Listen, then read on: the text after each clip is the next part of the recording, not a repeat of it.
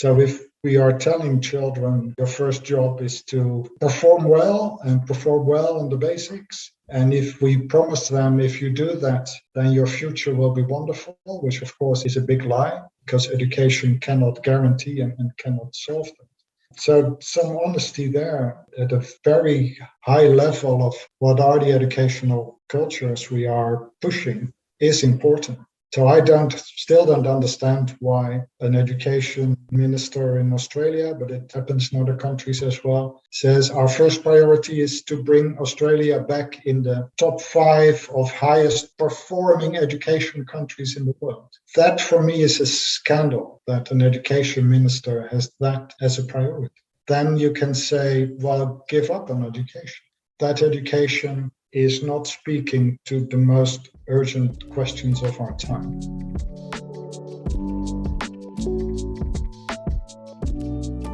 Pathfinder made me able to separate my learning and who I am from my experience of the DP, because it's the DP person for me was insanely tough, completely losing it. It can be really difficult. And I think being able to separate failure and the regular system just not working out for you from your ability to still be a really clever, smart, a good student.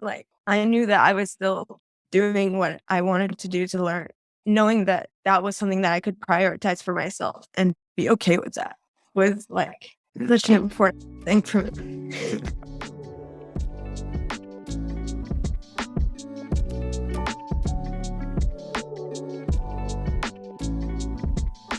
The deeper issue, which is a harder one to fix, is the absence of kids in meaningful work that's solving problems in their community.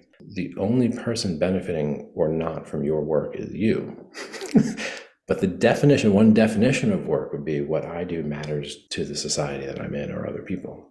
So David Graeber has that book, Bullshit Jobs. The idea being that there's a whole bunch of jobs where, you're doing a job, it doesn't really matter, it only affects you, you get paid or not. You're not contributing. It's just, to many reflective adolescents, school feels a little bit like a bullshit job. Why am I doing this? I know I'm doing this to compete with other kids to get into college, and I'm building my own skills.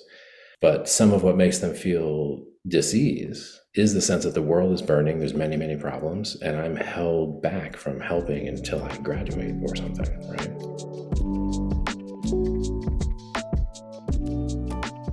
So now leaders are kind of tied to these performative equity initiatives.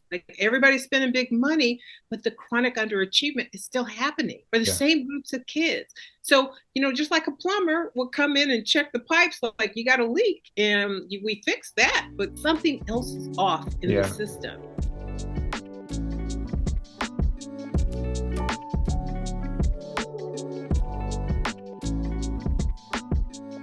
Something that I thought was really amazing is my grandfather came to my last conference and started saying that from the years past, he's you've had no insight into what you've been doing. And this year, he's I see you're passionate in the things you're doing. So the 5 projects that you've been doing, you're passionate and you have insight into each of these things. It just shows how much deeper you've taken each project.